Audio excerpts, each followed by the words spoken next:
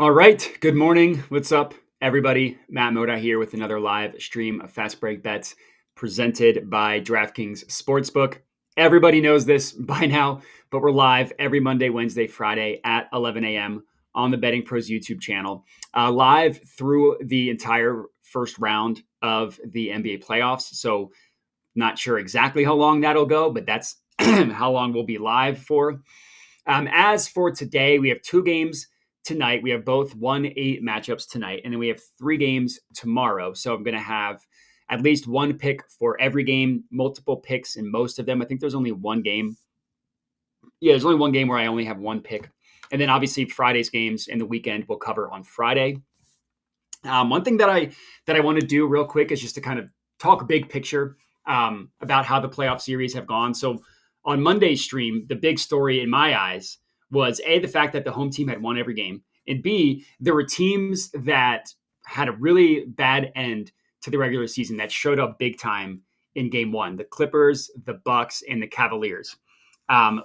Two of those teams are now tied 1-1 and became the only two teams that lost at home, which was obviously I was thinking of the Clip. No, I was right. Sorry. The Clippers and the Bucks obviously lost at home in game two. Now the series is tied 1-1 going back to game three, going back to the other cities.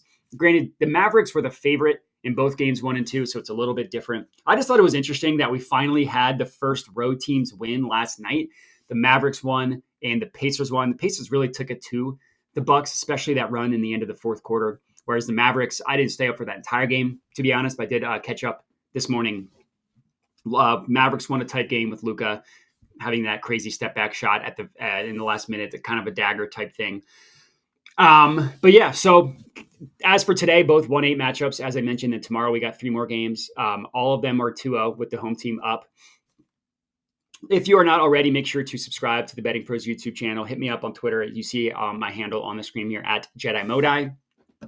And then most importantly, as I knock my headphones out, get all your questions, all your comments, all your concerns, anything you want in the chat. I see some people in here already. Sam Young, let's go. Mike Thompson, Jedi Master Modai. Let's hope that the force is strong with us today.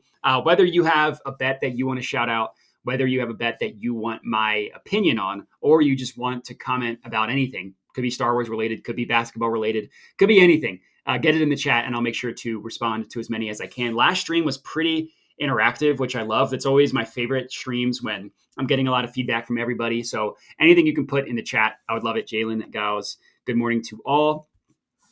Tatum, Sam asking about Tatum combo. Heat defense is clearly trying to take away his scoring. That's not where I went with the Heat Celtics game. I actually do have three plays in this game, but we can get into it. So the first one, I'm just taking the Celtics spread. Straight up, Celtics minus 14. Best offered at minus 110 odds per the Betting Pros consensus. 14 points is going to seem crazy when you look at it. It's Heat versus Celtics. You know, the Heat beat them last year. The Heat are a tough Heat culture, blah, blah, blah. I just think that the Celtics team is like 1 million times better than the Heat, especially the Heat without Jimmy Butler. And we kind of saw that last game. Now, the Heat made it somewhat respectable, not really, at the end of the fourth quarter, but the Celtics jumped out to like a 30-point lead in that game. I'm expecting them to do the same thing once again in this game. Even with the expected blowout that I'm projecting, I do have two player props in this game that I like. But if these two teams played 10 times without Jimmy Butler, the Celtics would win 9 of those 10 games. It kind of honestly reminds me, the year the Bucks won the title, they played the Heat in the first round. And the year prior to that, the Heat bounced the Bucks out of the playoffs. Game 1 was close, so it's not the exact apples-to-apples comparison. Games 2 through 4, the Bucks beat the living crap out of the Heat. And that was a Heat team that had a rough regular season that just wasn't quite it. It's kind of the same sense I get from this game tonight. The Celtics are going to expose a lot, not expose, but they're going to get rid of a lot of demons. And I think they're just going to beat the crap out of the Heat. I think they're basically cementing themselves as like, we're the title favorite. We should be the title favorite. That's what I'm expecting from the Celtics. Space Cram headphones is getting fed picks from Adam Silver. Boom, cover blown. Listen, if I had the NBA script and they told me what would happen at the end of that Sixers Heat game or Sixers Knicks game, I don't know what I would have done. I would not have been happy. Christopher Rodriguez, Luka, tough to see him end at exactly 32. His playoffs have been rough for Dore, afraid to bounce back today. Yeah, playoffs for me, I tracked it, what they started on Saturday. I'm basically up. I think I'm up like a quarter unit on all 4 days of the playoffs. Saturday was really bad. Sunday was really good. The last 2 days have been mostly even. So haven't quite been able to find the regular season success, but it's also the first round of the first two games of the first round of the playoffs. So we're still trying to get like playoff rotations and matchups and adjustments and all that stuff. So it makes sense that it's been a little bit dicey. Anyways, next pick. I do have a combo play here on a member of the Celtics, but not Jason Tatum. I actually have Al Horford over 7.5 rebounds plus assists. It's plus, I believe that. So I locked it in at plus 102 at DraftKings. I believe you can get a better price on DraftKings now. You'll obviously see it on the screen here once it pops up. It's kind of a random market for kind of a random player on the Celtics, but I actually like this one a lot. Horford's not going to play 38 minutes like he did in his younger days, but even in a blowout, he still played 25 minutes in game one, and he came really close to cashing this. He had 7 combined rebounds plus assists. He had 7 rebounds, meaning he didn't have a single assist. And I'll admit I was close to just taking his assist prop over 1.5. But I thought that the rebounds plus assists was a little bit safer. So that's why I went with.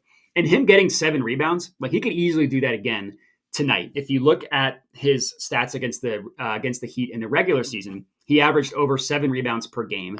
If you look at just the 7-game playoff series last year, he averaged over 6 rebounds a game and almost 11 rebound opportunities per game as well. And his rebounding numbers, like him being able to get 6, 7, 8 rebounds against the Heat, that makes sense when you just think about the matchups. He plays Bam. Horford is a really good defender on guys like Bam. Bam isn't going to stretch him quite out to the perimeter. And even if he did, even though he's older, he's one of the smartest defenders just in terms of body control and just knowing where to be and sliding his feet without having crazy athleticism.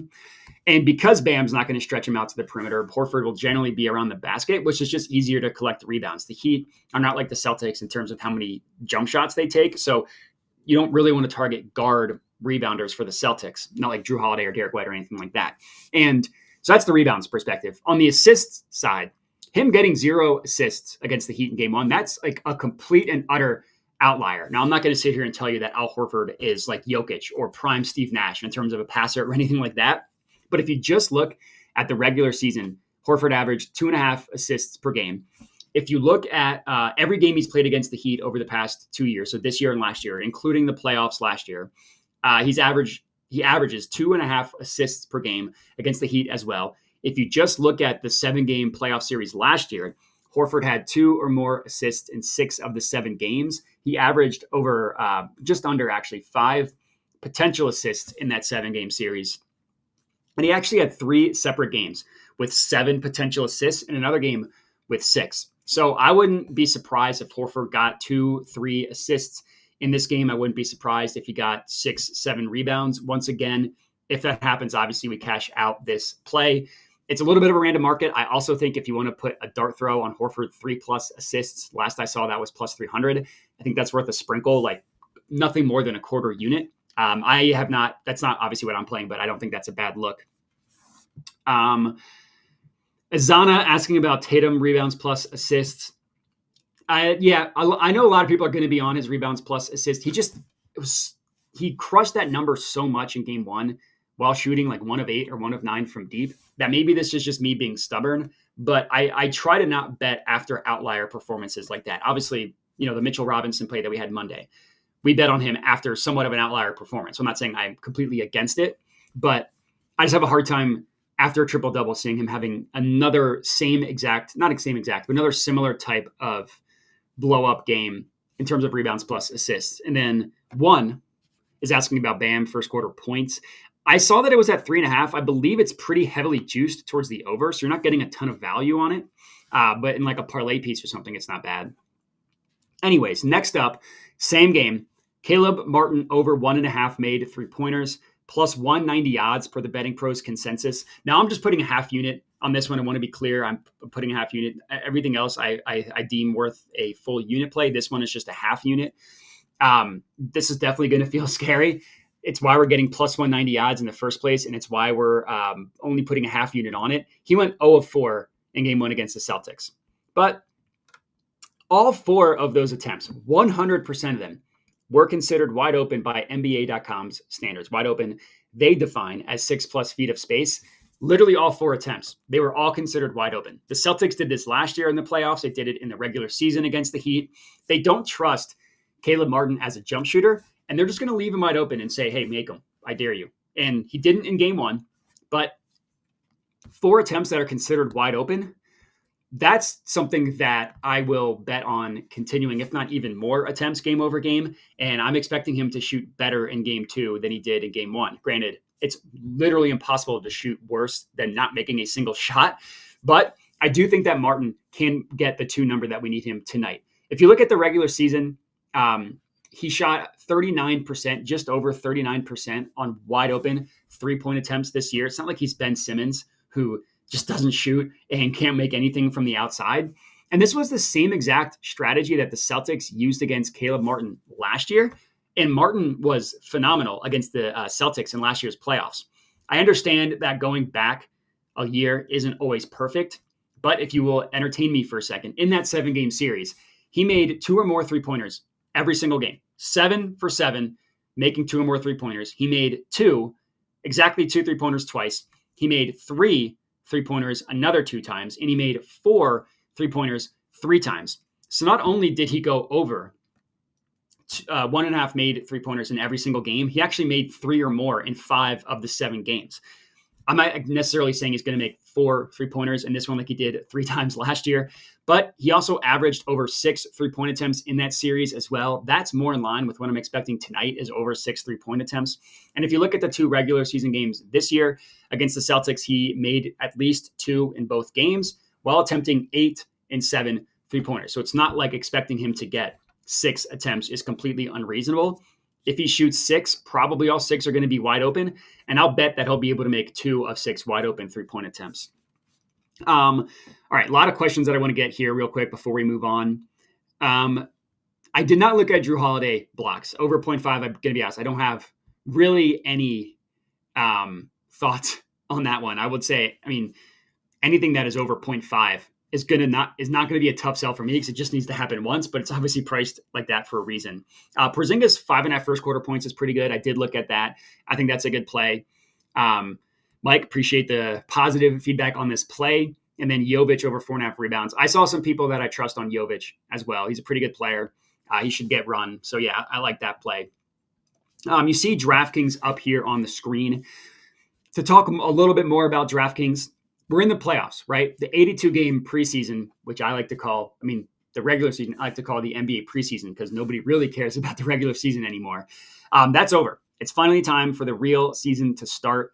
And you're not going to want to miss out on any of the NBA playoff action at DraftKings Sportsbook, an official sports betting partner of the NBA, taking you from the play-in, which obviously already happened, all the way through the finals. DraftKings Sportsbook has you covered. Same game parlays, live betting, odds boosts, promotions, whatever you want, you can find on DraftKings Sportsbook. Download the DraftKings Sportsbook app. Use promo code NBA BETS, and new customers can bet $5, turn that into $200 in bonus bets instantly. That's code NBA BETS, only at DraftKings. The crown is yours. Izana saying Caleb should have won Larry Bird Trophy for his Eastern Conference performance. 100%. He was phenomenal in the Eastern Conference last year. And Sam, Dune 2 was one of the best movies I've ever seen. Absolutely loved it. Great call there. All right, so now we move on to the Pelicans versus Thunder game. I have 2 player props in this one on each team, perfectly balanced. The first one is Herb Jones over 1.5 made 3-pointers. This is best offered at -125 odds per the Betting Pros consensus, or you can see the most up-to-date odds here on DraftKings. Generally, with my NBA player props in the playoffs, I like to fade recent results. Technically, Herb Jones did cash this in game 1, but he also only shot 2 of 8 from deep. So it's not like we're betting on him after some crazy outlier shooting performance or anything like that. And what I love and what I expect to continue are those 8 shot attempts in general. That's a great number for someone that only needs to make 2. Even better, legitimately all 8 of those 3-point attempts were considered wide open. It's the same metric that I talked about with Caleb Martin. He was 8 for 8 in his 3-point attempts being considered wide open. Now, I'm not saying similar to whatever I'm not saying he's a great shooter, was the word I was looking for. I know, I think I talked about it with passing with Al Horford, but he's not Steph Curry, of course not. But he can knock down wide open shots. If you look at the regular season, he shot over 45% on wide open 3-point attempts. So if the Thunder leave him open again, which I expect them to do, pretty confident that he can cash at least the 2 number for a mainline play. This is something that I've debated all morning, taking to 3+ and 4+ as well. Obviously, just lowering that unit size. As of right now, I'm just rocking with the over 1.5. If I decide to ladder him up, I'll obviously let everybody know. And this is not a one-game outlier, one-game sample size in terms of how the Thunder play Herb Jones either. This is something that they've done with him in the past. In the 3 regular season games that they played this year, he attempted just under 7 wide open 3-point attempts per game. So that's not including this playoff game where he attempted 8. It's just the regular season. He attempted just under 7. And he made at least 2 in 2 of the 3 regular season games. He's obviously one for one so far in the playoffs. So in 4 games, he's 3 of 4. I also like this play because you don't have to worry about minutes with Herb Jones. He's going to play, assuming the game isn't a complete blowout in the first half, assuming he doesn't get hurt. His defense is so important to the Pelicans that he's going to get run. They're going to need him out there. He played 33 minutes in game 1. That's over his season average of about 30 minutes per game. I wouldn't be surprised if it's even higher in this game because, again, they need his defense. So that's our first play. Next up, same game, Pelicans versus Thunder, obviously. Chet Holmgren, over 1.5 made 3-pointers, -113 odds per the Betting Pros consensus. Another over 1.5 3-point prop that I like. This time, obviously going with Chet Holmgren, who we're betting on to make 2 or more 3-pointers. He's very similar, excuse me, to Herb Jones in that he did cash this in game 1. He didn't have a great shooting game. He was 2 of 6 from deep. So 2 of 6 isn't quite 2 of 8, but it's not like he had an amazing shooting game or anything like that. And it's also very similar to Herb Jones in that the majority of the 3-point attempts that he takes are considered wide open. Now, he wasn't 6 of 6 like Herb Jones had 100% of his attempts, but 5 of 6 were. 5 of his 6 3-point attempts were considered wide open. Both of the 3-pointers that he made were on wide open attempts. So he was 2 for 5 specifically on wide open attempts. And one of the adjustments I think that's going to be made in game 2, I know that the Thunder won game 1. Valanciunas was incredible for the Pelicans in game 1. He had 20 rebounds. He just dominated the Thunder. I think that what the Thunder are going to do to adjust to Valanciunas is I think they're going to try and stretch him out more, make him guard space, make him guard the perimeter. And that's when you can really take advantage of Valanciunas being on the floor because that's something that he struggles with. Part of that is you need to have Chet out on the perimeter and you need to have him shooting to make the team respect his jump shot.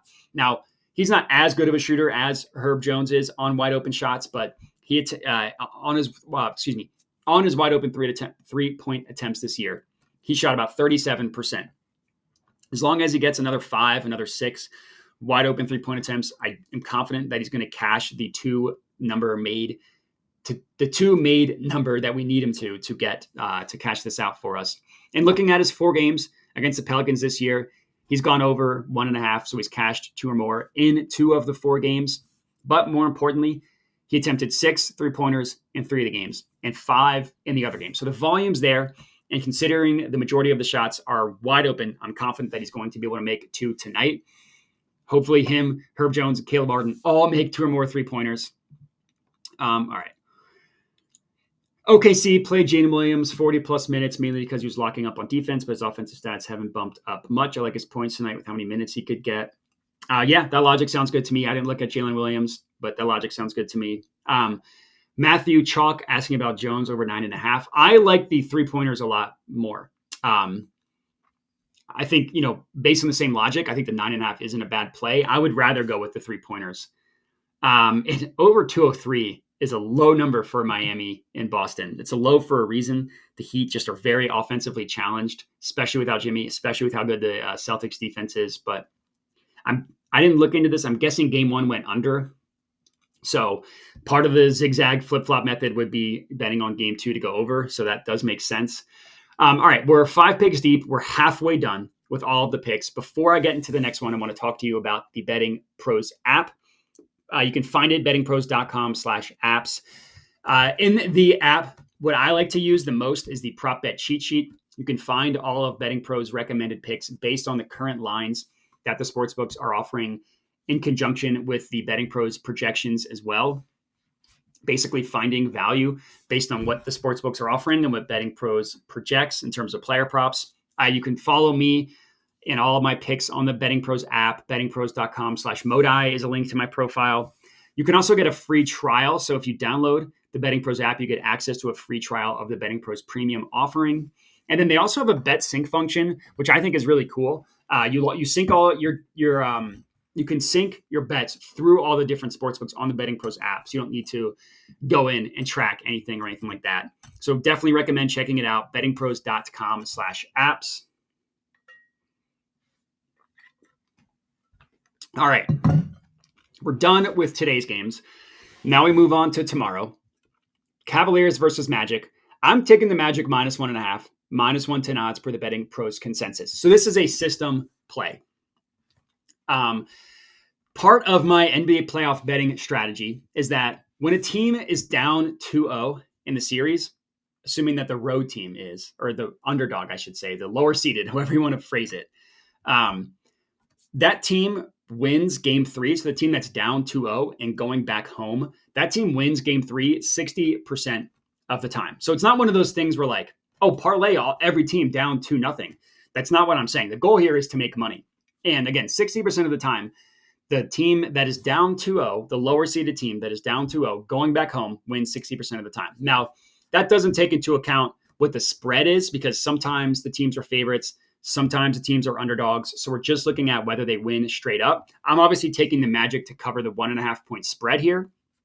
But in general, a lot of times the team that is down 2-0 is pretty undervalued in game 3 because the general public just exactly what Dorf is saying. Sorry, the Cavs aren't dropping a game to that sorry offense. I totally get that logic. If the Magic play the exact same way they did in games 1 and 2, they will get swept. But you're almost helping me prove my point. People are going to see what happens in games 1 and 2 and just project that out for the entire series, thinking that, okay, I just saw this team lose 2 straight games. This team stinks. They have no chance. You would be shocked at how lifeless a team can look in the first 2 games and then go back home and win game 3. Now, again, I'm not saying this is a 100% success rate. I'm not saying parlay every team that is down 2-0 to win game 3. I'm not saying that. One of these teams down 2-0 will probably lose, but it's just one of those situations where it's a system play. If the system hits 60% of the time, there are 3 teams tomorrow that are down 2-0. If 2 of the 3 win, then we will be profitable with this system. And just think back to playoff series last year. The Suns and the Nuggets. The Suns got blown out in games 1 and 2. They looked lifeless in games 1 and 2 against the Nuggets. They won games 3 and 4. It's not a 100% success rate. Obviously, teams go up 3-0 all the time. We're just playing the numbers here, and we're betting that more often than not, the team down 2-0 will win game 3. So that's my play for the Magic. I also like Evan Mobley to make 1 3-pointer, just 1 plus, I should say. If he makes 2, that also counts. That's -125 odds at DraftKings. This play had been for plus money, but even it being at -125, that is not steep enough for me to totally be off this play for Evan Mobley. The Magic just don't guard him on the outside. They're going to leave him wide open, similar to the other plays that I talked about. And he's not Dirk Nowitzki. He's not Cat. He's not KP, Kristaps Porzingis, in terms of a big man that can shoot. But he can knock down 1 wide open 3-pointer, which he's done pretty consistently recently. Basically, since he came back from that ankle injury, he's been pretty decent shooting. Now, again, for him, pretty decent is like making 1 3-pointer, but he's made at least 1 in 7 of his last 10 games dating back to the regular season, and he made 1 in each of the 2 playoff games so far against the Magic. More importantly, he has 4 attempts in each game as well. I expect him to shoot another 4 times in this one because he's going to be left wide open, and we just need him to make 1. He's shown the ability to be able to make 1, which is what I'm counting on. A lot of comments in here don't like the bet on the team down 2-0 strategy. Lakers definitely not winning game 3. Nuggets have their number. Murray took their spirit last game, cold-blooded. I get it. Trust me. I get it. But you'd be like, just go back in the playoff series. Look how often a team down 2-0 goes back home and wins game 3. Now, we'll get to the Lakers. Trust me. They can't beat the Nuggets, but it's a system play here. I would rather not try and pick and choose which system play that I want to go with. Anyways, before we get into the next game, which is Knicks 76ers, I want to talk to you about a 1-year premium subscription giveaway. So if you want a chance to win a premium 1-year subscription to Betting Pros, it's your place to start betting smarter, not harder. All you need to do is subscribe to the Betting Pros YouTube channel and comment below on this video, and that's it. Hopefully you're already subscribed. If not, please click that subscribe button. Betting Pros will be announcing a winner right here on the channel, so make sure to turn notifications on so you can be alerted when new episodes drop. Come in and claim your prize. 1-year premium subscription giveaway, like and comment. Sound Logic won't, I get Cavs fan won't bet against them. I get that. Like the Mobley threes. Magic haven't gotten anything out of any of their guards. Fultz and Suggs and Paolo struggle getting to the basket. Bet the Nuggets win series 4-1. Lakers can win one at home. You really think Evan Mobley is getting that? He did. He did the first 2 games. I think he will be able to again. First play, Knicks 76ers. You already know what the first one is. I'm taking the Sixers spread, -4.5, -108 odds per the Betting Pros consensus. Even if you you divorce yourself from the system play, I think that there are a lot of reasons to back the Sixers in this one. They're going back home. That's a point in their favor. So far through 2 games, despite the fact that they're down 2-0, and this is not me being a Sixers fan saying this. This is just looking at the games. They've had the 2 best players in the series. Joel Embiid, despite the fact that his knee is a ticking time bomb and it looks like it could explode at any minute, him and Maxey have been the 2 best players in the series through 2 games. Now they're down 2-0 because the role players on the Knicks have been phenomenal. In game 1, it was Deuce McBride and Josh Hart. In game 2, it was Josh Hart and Dante DiVincenzo. And yeah, players 3 through 10 are probably better on the Knicks, but I will take the ceiling of having the 2 best players in the series, at least to win the first game at Game Home. And if you look at how those 2 games went, they should have won game 2. Game 1, I'm not going to say they should have won, but that game was a toss-up. Game 2, they just completely blew. I'm not saying that the refs blew it for them. The Sixers deserved that loss. The refs did not lose it for them. And the concern here, if you want to play devil's advocate, Embiid's knee could explode in the first quarter of game 3. I'm not going to hope that happens. Obviously, you never root for injuries, but that could happen. And then Brunson really hasn't gotten going at all in through the first 2 games. And we're going to get to Brunson in a little bit. But role players historically are much, much better in the playoffs at home than they are on the road. So maybe Josh Hart doesn't turn into Steph Curry from a 3-point range. Maybe we don't get 5 3-pointers from Dante DiVincenzo. Maybe Deuce McBride doesn't go off for 25 points because they're playing in Philly. And maybe the Sixers, the Philly team, maybe their role players don't look as pathetic as they've looked in games 1 and 2. If some of those things happen, Sixers could cover the 4.5-point spread. But next up, I am going back to Jalen Brunson points. Over 28.5 points, -115 odds at DraftKings. You can see what the most up-to-date price is on the screen here. If Brunson has another bad efficiency game, so be it. This just might not be a series. This just might not be his matchup. But I really am astonished at how bad he's been through 2 games. He was 8 of 26 in game 1. I looked at that and I said, I doubt that continues. Game 2, it didn't continue. He was worse. He was 6 of 29, or 8 of 29 from the field in game 2. So yes, it didn't continue. It actually got worse. He was 1 of 6 from 3-point range in both games as well. And I get, a lot of people have been telling me, and Brunson just hasn't played well against the Sixers all year. And that is true. If you look at his stats against the Sixers this year, he has not played well against them. As a Sixers fan, trust me, I watched every second of both games 1 and 2. The shots that Jalen Brunson was missing, those are shots that he can take. Kelly Oubre is long. I get it. But Brunson is a crafty scorer. He can get to his spots, and he can make the mid-range, step back, fadeaway was the word I was looking for. He can make the shots that he was missing in games 1 and 2. And we're also getting a 2-point discount from what his over-under was in games 1 and 2 as well. We had him at 30.5 for game 2. Now, I get why it's lower. He's been bad, and he's on the road now. But if you're telling me he's going to attempt 30 basically shots a game, I'll believe in someone who I do believe that Brunson is a true superstar. I think that he will get to the 29, 30-point number in game 3. If he doesn't, and he shoots 8 of 29 again, then maybe, again, it's just not a series. But I'll bet on that type of volume any day for a player that I believe is very, very good. Embiid has hit 2 threes every postseason game so far, but he's yet to go over. He shot 2 of 4, 2 of 8, 2 of 9.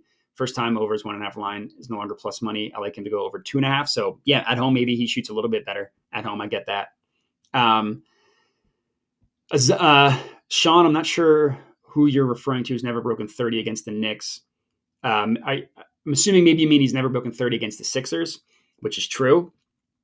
But again, it's the same. I'm betting on the volume. And then Azana, I heard a stat that he's the first player to have shot something like under 30% on 50-plus attempts. Process is sound 100%. I will bet on those attempts game over game and live with the chances of that. So my last play, you already know what it is. Lakers money line. I don't have a player prop for this one yet. The money line is offered at minus 105 odds per the Betting Pros consensus. This one is definitely this. Well, actually, you might think that the Magic is scarier, but the Lakers, they just cannot get over the hump and win a game against the Nuggets. All 4 basically games in last year's sweep was close. Game 1, I guess it ended up being not really that close at the end, but the Lakers did have a big lead. In game 2, the Lakers had no business losing that game, but they did. They blew a 20-point lead, devastating buzzer beater. Jamal Murray scored, 14 points in the fourth quarter. And I get it, why this is scary. But I do think that they'll be able to come back and win in game 3. Now, the Nuggets have the best crunch time offense I've ever seen. In the fourth quarter, normally offenses slow down and aren't as efficient. The Nuggets basically gets better with Murray and Jokic. But LeBron and Anthony Davis have been awesome. D'Angelo Russell had a good playoff game in game 2 as well. Now he goes back home, the comfort of his own home with the home crowd backing him. Hopefully he was able to exercise some playoff demons after having a really good game in game 2, which we bet on him, by the way, no big deal. And part of the reason why the Lakers blew that lead, it was coaching malpractice. I don't know what Darvin Ham was doing, but I've never seen a coach, except for maybe Doc Rivers, who's worse with his playoff rotations. He played in the fourth quarter. He had a stretch where no 3 of, whatever of that grammatically makes sense. He did not have Anthony Davis, LeBron James, or D'Angelo Russell on the court in a fourth quarter playoff game. That is pure lunacy. Maybe he will learn his lesson. Maybe he's just basically Doc Rivers and stubborn with his rotations and refuses to make adjustments. But that was a self-inflicted error. That is something that you can correct. That should not happen. That's crazy. So I like the Lakers to win game 3. As long as we get 2 of these 3 teams down 2-0 to win, we will be profitable. That's what we're looking for here. I'm not trying to win a parlay of all 3. I'm just trying to win 2 and have a day in the green. Michael Porter Jr., first quarter prop, 3.5 has been great. That's true. That has been good. And then Azana Embiid being on a bad knee, I expect him to take more threes and jumpers. Also true. And his 3-point shot has been pretty good since he returned from injury. But anyways, that's all of our mainline plays. Now it's time to go to our same game parlay, which is going to be for the Pelicans Thunder game tonight. And I just put both of my 3-point props in a parlay. I kept it simple. I didn't try to get extra spicy or anything like that. It's plus 232 odds on DraftKings. Herb Jones to make over 1.5 made 3-pointers. Chet Holmgren to make over 1.5 made 3-pointers. Both players cashed this in game 1. Both players are going to be left wide open from 3-point range. Both players can go 2 of 6, 2 of 8 from deep, which is what I'm expecting. Plus 232 odds for that, I think, isn't terrible. So let's hope that they come through for us, cash this out for us. And that was my same game parlay of the day. If you're looking to build your own same game parlay, check out the Betting Pros Same Game Parlay Builder. Combine multiple bets within a single NBA game, leverage insights such as correlated bet recommendations, positive EV ratings, cover probability, and much, much more. Perfect your betting strategy by analyzing Betting Pros overall correlation grades and projections. Stay ahead by following the latest same game parlays placed by other fellow bettors on the app. Start building winning parlays today at bettingpros.com/parlay. And that's all we got. Appreciate everybody for tuning in. Everybody thanking me for the stream. I thank you for tuning in. That's the most important thing, is people like you tuning in, commenting, all that stuff. It's very, very nice to see. I love these interactive streams. It's been great. Let's hope you have a great day today. Let's hope you have a great day tomorrow, and I will catch everybody on Friday.